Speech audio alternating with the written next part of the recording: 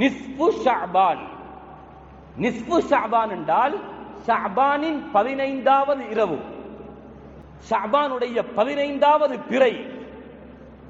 இந்த நிஸ்பு ஷஅபான் சம்பந்தமாக வந்திருக்கக்கூடிய 6 ஹதீஸ்ல 2 ஹதீஸ் மௌதுஆக இட்டுக்கட்டப்பட்ட ஹதீஸ் என்று உசூலியங்களின் மூலமாக அடையாளப்படுத்தப்பட்ட 2 ஹதீஸும் பலவீனமான ஹதீஸ். அந்த ஹதீஸிலே இடம்பெற்றிருக்கக்கூடிய அறிவிப்பாளர் வரிசையில் சில பலவீனங்கள் ஏற்பட்டிருக்கிறது என்று 2 ஹதீஸும், இன்னும் 2 ஹதீஸ் ஹசனான ஹதீஸ்.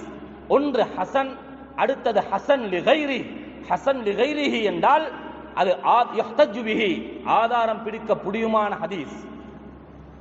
முன்னால சொல்லப்பட்ட 4 ஹதீஸையும் விட்டு எங்களுடைய ஃபுகஹாக்கள் மட்டுமல்ல, எங்களுடைய மதுஹபுக்கு வெளியிருக்கக்கூடிய தற்காலத்துடைய சவுதியுடைய அறிஞர்கள் கூட இந்த ஹதீஸை ஹசன் என்று ஏற்றுக்கொண்டிருக்கிறார்கள். எந்த ஹதீஸ் என்றால், நிஸ்ஃபு ஷஅபானுடைய இரவில் 15வது இரவில் அல்லாஹ் ரப்புல் இஸ்ஸத் சுப்ஹானஹு வ தஆலா ஃபயக்ஃபிரு லிஜமீஇ ஹல்கி, அவனுடைய எல்லா படைப்பினங்களுக்கும் அல்லாஹ் மன்னிப்பை கொடுக்கிறான். நிஸ்ஃபு ஷஅபானுடைய 15வது இரவில் ஃபயக்ஃபிரு லிஜமீஇ ஹல்கி, அல்லாஹ் அவனுடைய எல்லா படைப்பினங்களுக்கும் மன்னிப்பை கொடுக்கிறான்.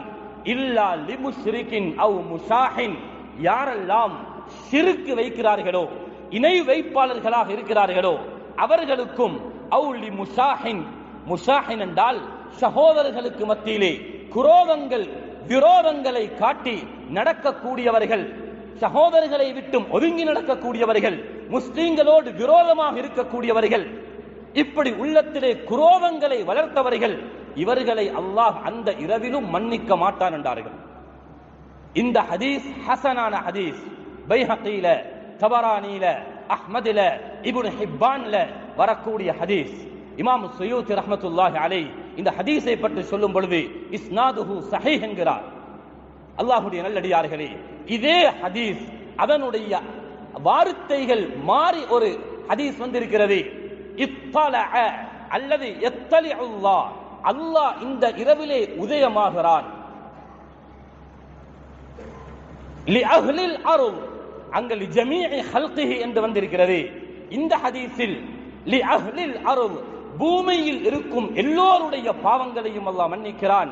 இல்லா லிமுஷ்ரிகின் அவ் முஷாஹின், ஷிர்க் வைக்கக்கூடியவர்களையும் குரோதம் உள்ளவர்களையும் அல்லாஹ் மன்னிக்க மாட்டான் என்று வந்திருக்கக்கூடிய இந்த 2 ஹதீஸும் ஹசனான ரிவாயத்துகள். இது இந்த இரவுக்கு சொல்லப்பட்டிருக்கும் ஃபதாயில்கள். அல்லாஹ்வுடைய நல்லடியார்களே, அது மட்டுமல்ல, இந்த இரவிலே அடியார்கள் மன்னிக்கப்படுகிறார்கள், அவர்களிடத்திலே இருந்து பாவம் நீக்கப்படுகிறது, பாவத்தை விட்டும் அவர்கள் பரிஆக ஆகிறார்கள், பாவத்தை விட்டும் நிரபராதியாக ஆகிறார்கள். அதனால் யௌமுல் பராஆ, பராஅத்து நாள் என்று சொல்லப்பட்டிருக்கிறது. இது எங்கிருந்து வந்துச்சு? இந்த பெயர் யார் வைத்தது? இது குர்ஆன்ல இருக்குதா அல்லது ஹதீஸ்ல இருக்குதா? அல்லாஹ்வுடைய நல்லடியார்களே, தஃப்சீருடைய கலையில் கொடிகட்டி பறந்தவர்கள், எல்லா மதரசாக்கள்லையும் ஓதி கொடுக்கப்படக்கூடிய மிக பிரதானமான தஃப்சீர், தஃப்சீர் இப்னு கஸீர்ல ஃபீ லைலத்தின் முபாரகா, பரக்கத்து பொருந்திய இரவு என்று வரக்கூடிய அந்த ஆயத்திற்கு அல்லாமா இப்னு கஸீர் ரஹ்மத்துல்லாஹி அலைஹி யௌமுல் பராஆ லைலத்துன் நிஸ்ஃபு மின் ஷஅபான், இங்கே பரக்கத்து பொருந்திய இரவு என்று சொல்லப்பட்டிருக்கிறது. அது பராஅத்துடைய இரவு, அது 15வது இரவு என்று குறிப்பிட்டது மட்டுமல்ல, இமாம் குர்துபி ரஹ்மத்துல்லாஹி அலைஹி அவர்களுடைய தஃப்சீருல் குர்துபியில ஃபீ லைலத்தின் முபாரகா என்று சொல்லிட்டு லைலத்துன் நிஸ்ஃபு மின் ஷஅபான் லஹா அர்பஅத்து அஸ்மா, அதற்கு 4 பெயர்கள் இருக்கிறது. யௌமுல் பராஆ, லைலத்துல் பராஆ, லைலத்துல் முபாரகா என்று பெயர் இருக்கிறது. அது நிஸ்ஃபு ஷஅபானுடைய 15வது இரவு என்று தஃப்சீரிலே பதிவு செய்யப்பட்டிருக்கிறது. அது மட்டுமல்ல, மிஷ்காத் என்ற கிதாபுடைய விரிவுரையான மிர்காத்திலே ஜும்ஹூருல் உலமா, சலஃபு ஸாலிஹீன்களுடைய பெரும்பாலும் உலமாக்களுடைய கருத்து, இது நிஸ்ஃபு ஷஅபானுடைய இரவை தான் குறிக்கிறது என்று சொல்லப்பட்டிருக்கிறது. இது போன்ற நிறைய ஃபுகஹாக்கள் இமாம்கள் இந்த இரவுடைய சிறப்பை பற்றி கூறியிருக்கிறார்கள். அல்லாமா இப்னு தைமியா ரஹ்மத்துல்லாஹி அலைஹி அவர்களுடைய இக்திதாஉ ஸிராத்துல் முஸ்தகீம் என்ற கிதாபின் 2ஆம் பாகம் 321வது பக்கத்தில் இந்த இரவை பற்றி அவரிடத்திலே கேட்கப்படுகிறது.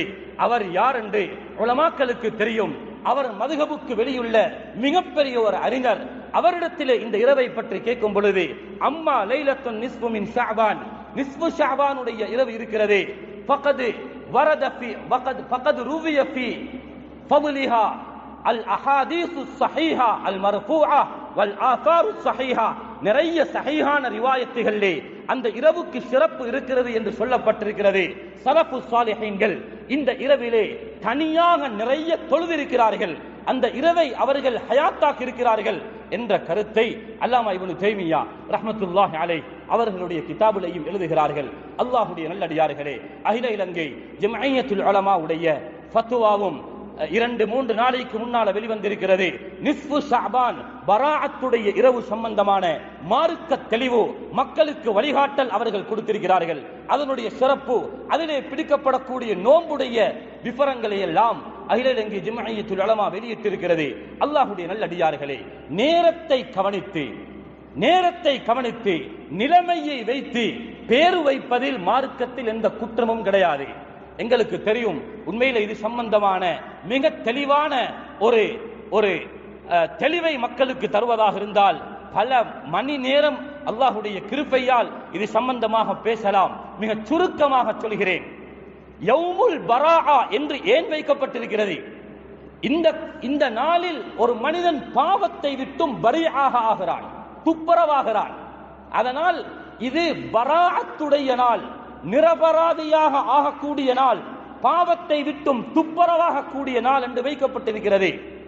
அல்லாஹ்வுடைய நல்லடியார்களே, ஹஜரத் மூசா அலைஹிஸ்ஸலாத்து வஸ்ஸலாம் அவர்களுடைய காலத்தில் ஹஜரத் மூசாவுடைய உடம்பில் ஒரு குறை இருப்பதாக அந்த காலத்திலே அவர்கள் சொன்னார்கள். எனவே அல்லாஹ் ரப்பல் இஸ்ஸத் சுப்ஹானஹு வ தஆலா அந்த குறை இல்லை ஹஜரத் மூசாவுக்கு என்று காட்டுவதற்காக அவர் நிர்வாணமாக ஓர் இடத்திலே குறிக்கிறார். அந்த குறை இல்லாத நிலைமையை அல்லாஹ் காட்டுகிறான். இது ஒரு சரித்திரம் புகாரிலேயும் இருக்கிறது. அந்த நேரத்தில் அல்லாஹ் ரப்பல் இஸ்ஸத் சுப்ஹானஹு வ தஆலா ஹஜரத் மூசா அந்த குறையை விட்டும் துப்பரவானவர் என்று சொல்வதற்கு ஃபபர்ரஅஹு அல்லாஹு மிம்மா காலு, அவர்கள் சொன்னதை அல்லாஹ் ரப்பல் இஸ்ஸத் சுப்ஹானஹு வ தஆலா ஹஜரத் மூசாவை பரீஆக ஆக்கினான் என்று ஃபபர்ரஅஹு என்ற வார்த்தையை அல்லாஹ் தஆலா பிரயோகித்தான். ஹஜரத் ஆயிஷா ரலியல்லாஹு அன்ஹா அவர்களுடைய விடயத்தில் சஃப்வான் இப்னு முஅத்தல் அஸ்-சுலமி ரலியல்லாஹு அன்ஹு அவர்களோடு ஒரு தொடர்பு இருப்பதாக ஒரு இட்டுக்கட்டு நடந்த நேரத்தில் இதனை துப்புரவு செய்யும் முகமாக அல்லாஹ் ரப்பல் இஸ்ஸத் சுப்ஹானஹு வ தஆலா சூரத்துன் நூர்ல உலாயிக முபர்ரஊன மிம்மா யகூலூன், அவர்கள் எதை சொன்னார்களோ அதிலிருந்து ஹஜரத் ஆயிஷா துப்புரவானவர்கள், பரீஆக ஆகிவிட்டார் என்ற விடயத்தையும் அல்லாஹ் தஆலா அந்த சொல்லை கொண்டே பிரயோகித்தான். குர்ஆனிலே ஒரு சூரா இருக்கிறது, சூரத்து தௌபா, பாவம் மன்னிப்புடைய சூரா. இந்த நாளிலும் பாவம் மன்னிக்கப்படுகிறது. அந்த சூராவுடைய பெயரும் தௌபா.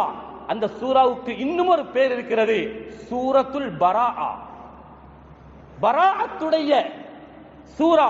ஏன் பாவத்தை விட்டும் பரி ஆகிறது? காஃபிர்கள் 4 மாதங்கள் அல்லாஹ் அவர்களுக்கு பூமியிலே சுத்தி திரிய சொன்னான்.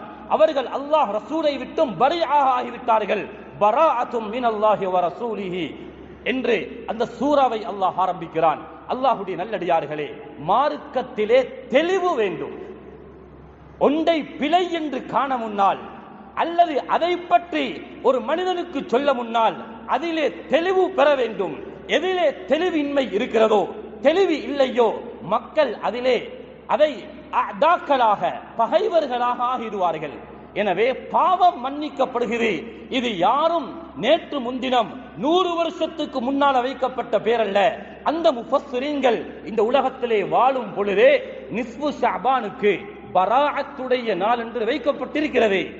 இதுக்கு ஒரு அஸ்ல் இருக்கிறது. மார்க்கத்துடைய முஹ்தஸ் என்பது, பித்அத் என்பது தடுப்பு வந்திருக்க வேண்டும். எங்கே நகை இருக்கிறதோ, தடுப்பு இருக்கிறதோ, அங்கேதான் நூதனம் என்ற பேச்சு வருமே தவிர மார்க்கத்துடைய அடிப்படைகள் வந்ததை ஒவ்வொரு மனிதரும் ஒவ்வொரு முஸ்லீமும் அறிந்திருக்க வேண்டும். அல்லாஹ்வுடைய நல்லடியார்களே, அந்த காலத்தில் என்ன செய்வார்கள் என்றால், ஏழை எளியவர்களுக்கு சாப்பாடு கொடுப்பார்கள், கவனிப்பார்கள், நாளை சிறப்பிப்பார்கள். அந்த காலத்திலே கூடுதலாக என்ன பாவித்தார்கள்? என்ன சாப்பாடு பிரதானமான சாப்பாடாக இருந்தது? கோதுமை. அதனால் ரொட்டி சுட்டு கொடுத்தார்கள். நீங்க ரொட்டியே சுட தேவையில்லை, நீங்க பிரியாணி ஆக்கி கொடுங்க. எளிய மக்களை தேடி அவர்களுக்கு சாப்பாடு கொடுங்க. நேற்று ஒருவரை ஒரு பார்மசியில சந்திக்கிறேன். அவருக்கு ஒரு பெரிய நோய். பார்மசிக்காரர் அவரிடத்தில் சொல்கிறார், அவர் துண்ட காட்டி ஒரு பெண்மணியோடு வந்திருக்கிறார். அந்த அமைப்பை பார்த்தால் பெரிய ஒரு நோய் விளங்குது. நேற்று இரவு நடந்த சரித்திரம். அந்த துண்ட பார்மசிக்காரன் கொடுக்க அவர் கேட்கிறாரு, இந்த டேப்லெட்டுக்கு எவ்வளவு வரும்? உங்களுக்கு ஒரு மாசம் குடிக்க சொல்லி இருக்குது. ஒரு நாளுடைய டேப்லெட் 220 ரூபாய். என்ன செய்தார் தெரியுமா? கையில 200 ரூபாய் சல்லியை வச்சு கொண்டுதான் துண்ட கொடுக்கிறார். ஒரு நாளைக்கு மருந்து வாங்கவும் இன்னும் 20 ரூபாய் தேவை. அந்த பெண்மணி துண்டை எடுத்துக்கொண்டு ரிட்டர்ன் போயிட்டான். வெளியாகும் பொழுது பார்மசிக்காரன் நான் கேட்டேன், அவக்கு என்ன நோய்? இந்த டேப்லெட் ஏறி இவ்வளவு விலை? அவர் சொன்னார், இது ஒரு மனிதனுடைய பிரச்சனை, இது ஒருவனுடைய தேவை. வாழ்வாதாரம் இல்லாமல் உலகத்தில் வாழக்கூடிய, கை நீட்டி வாங்க முடியாத எத்தனையோ நபர்கள் இருக்கிறார்கள். இந்த சிறப்பான நாளையில் சாப்பாடு கொடுப்போமே. அட, ஈதுல் ஃபித்ர் பெருநாளுடைய நோம்பு பெருநாளுக்கு என்ன கொடுக்கணும்? அரிசி கொடுக்கணும். எப்ப கொடுக்கணும்? பெருநாள் ஹுதுபாவை இமாம் மிம்பருக்கு ஏறி அந்த ஹுதுபா செய்ய முன்னால், தொழுகைக்கு முன்னால் கொடுக்கணும். மார்க்கத்துடைய மக்சத் என்ன? அண்டே நாள்ல மின் அவுசதி மா துத்இமூன மின் அஹ்லீக்கும் அவ் கிஸ்வதுஹும், பிரதான உணவாக எந்த ஊரில் அந்த உணவு உட்கொள்ளப்படுகிறதோ அந்த உணவை எல்லாரும் சாப்பிடணும். ஈதுல் அத்ஹா ஹஜ் பெருநாளுக்கு என்ன செய்யணும்? மாமிசம் கொடுக்கணும், இறைச்சி கொடுக்கணும். என்றால் என்ன விளங்குது? இஸ்லாத்தில கண்ணியப்படுத்தப்படுகின்ற அந்த நாட்களில் முஸ்லிம்கள் நல்லா சாப்பிடணும். முஸ்லிம்களுடைய கஷ்டங்கள் துடைத்து எறியப்பட வேண்டும். அதனால அந்த காலத்தில் ஹதீஸ குர்ஆன் அடிப்படையாக வச்சல்ல, இது ஒரு சிறப்பு என்று அவர்கள் அந்த அமலை செய்தார்கள். இதனை கேவலப்படுத்த அந்த ரொட்டி, அதுக்கு கொடுக்கக்கூடிய வாழைப்பழம் நாளை கியாமத்தினால குடையாக வருமாம் என்று எழுதி போட்டால் இவன் இஸ்லாத்தை கொச்சப்படுத்துறானா அல்லது அந்த நாளுடைய சிறப்பை தன்னுடைய காலுக்கு கீழால் வைத்து மிதிக்கிறானா? இதை உணர வேண்டும். பின்னால வரக்கூடிய ஜெனரேஷனுக்கு இந்த சிறப்புகள் எல்லாம் எப்படி சொல்லிக் கொடுக்கப்படுகிறது.